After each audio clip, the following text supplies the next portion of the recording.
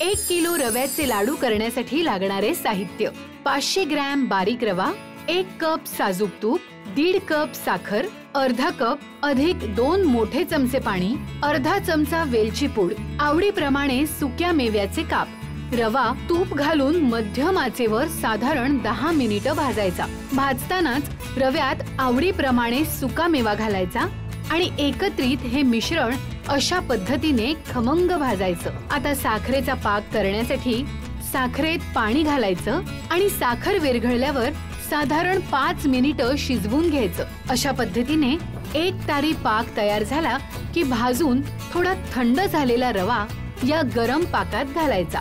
आता हे मिश्रण एकत्र करून यात वेलची पूड घालायची आणि अर्धा तास मुरण्यासाठी बाजूला ठेवायचं. आता थंड झालेल्या सारणाचे अशा पद्धतीने लाडू वळायचे आणि यावर आवडीप्रमाणे सुका मेवा लावायचा. झाले आपले रव्याचे लाडू तयार. तर आज आपण बनवतोय मस्त पांढरे शुभ्र मौसूद, खाताना अजिबात हातोडी वापरावी नाही लागणार असे रव्याचे लाडू.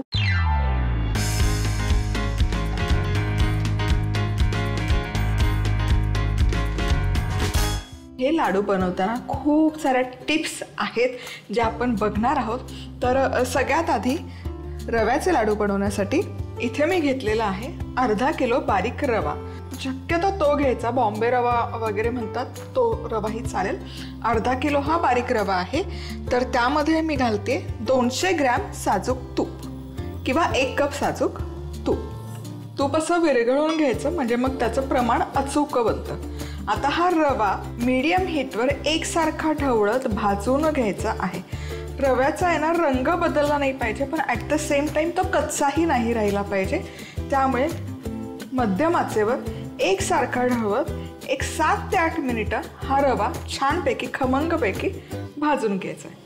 सगळ्यात महत्त्वाची टीप, रवा भाजत असताना अजिबात इकडे तिकडे जाऊ नका. इथे व्यवस्थित लक्ष देऊन रवा भाजणं गरजेचं आहे, कारण तो अजिबात करपला नाही पाहिजे आणि एकसारखा तो भाजला पण गेला पाहिजे. फार वेळ नाही लागणार, 10 मिनिटाचंच काम आहे. चला तर मग इथे हा रवा छानपैकी हलकासा भाजून झालेला आहे किंवा भाजत आहे. मंद आचेवरच ठेवलंय मी. आता या स्टेजला यामध्ये मी घालते सगळा सुकामेवा.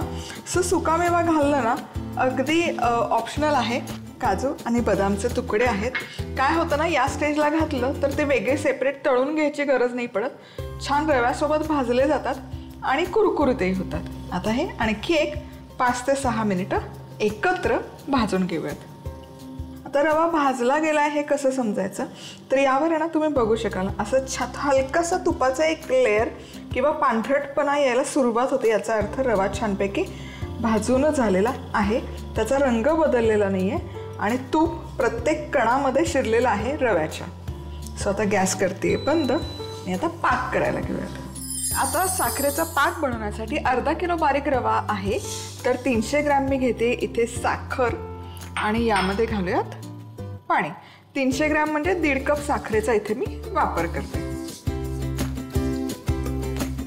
आणि यामध्ये अर्धा कपला थोडंसं जास्त पाण्याचा आपण इथे वापर करतो. आणि यापासून छानपैकी आता 1 तारी पाक तयार करायचा. 2 तारी वगैरे पाक करायचा नाहीये, नाहीतर लाडू फार कडक बनतात. आता इथे साखर व्यवस्थित विरघळलेली आहे. एक 5 मिनिटं हा पाक व्यवस्थित शिजवून घेऊयात मीडियम टू हाय हीटवर. थोडंसं हीट टेम्परेचर जास्त ठेवून त्याला उकळी काढूयात 5 मिनिटं. इथे आता तुम्ही बघू शकाल पाक मी जेमतेम 5 मिनिटं छानपैकी उकळून घेतलेला आहे. आता कन्सिस्टन्सी चेक करण्यापूर्वी गॅस करायचा बंद आणि काय करायचं, हे कढई आहे ना, कढईच्या अशा साईडने हा चमचा स्पॅटुला असा फिरवून घ्यायचा. म्हणजे पाकाची जेव्हा तुम्हाला कन्सिस्टन्सी चेक करायची असते तेव्हा हलकासा ड्रॉप काढून घ्यायचा.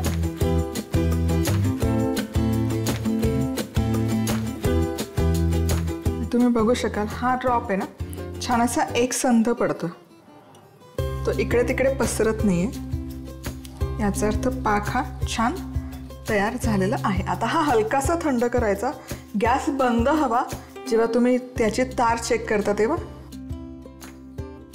आणि पाकही थंड झाला पाहिजे. हे बघा छानपैकी असा एकतरी पाक तयार आहे. आता याच्या पुढे हा अजिबात शिजवायचा नाही आहे. गॅस मी बंदच ठेवलेला आहे.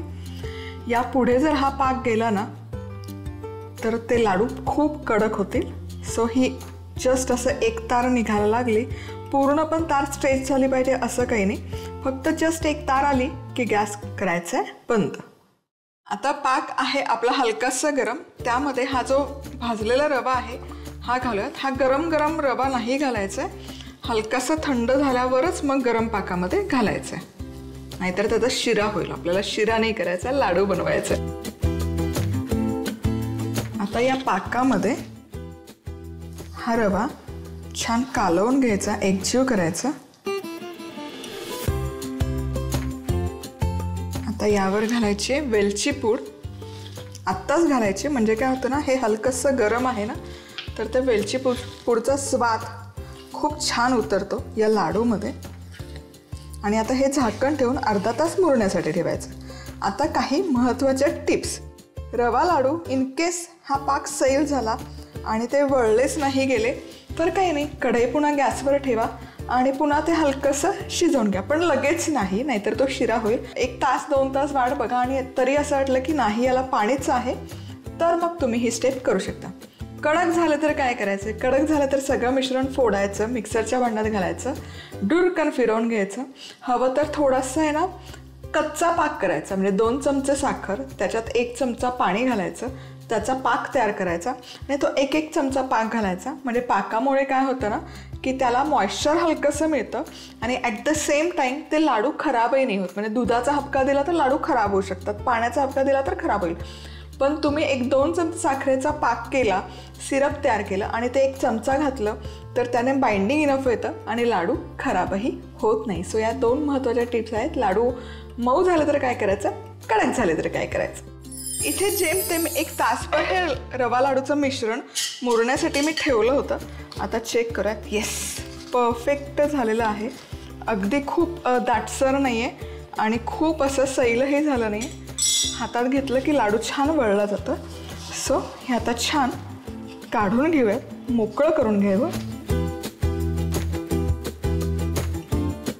अजिबात चिपचिप नाही आहे आणि त्याचसोबत अजिबात कोरडं कोरडं पण झालेलं नाही आहे. चला, हे मिश्रण छान असं मोकळं मोकळं करून घेतलं की याचे लाडू वळूयात. आता यावर लावते मी काळा मनुका. म्हणजे पांढऱ्या शुभ्र लाडूवर हा काळा मनुका खूप छान दिसतो. एक बेदाणा असतो आणि एक मनुका असतो. सो हा आहे काळा मनुका. काळा असतो तो मनुका, तपकिरी जो असतो तो असतो बेदाणा.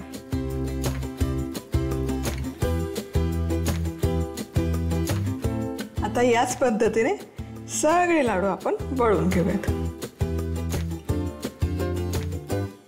पुन्हा भेटूयात अशाच मस्त रेसिपीसोबत. तोवर मस्त रहा, खुश रहा, आनंदी रहा आणि सगळ्यात महत्त्वाचं खात रहा.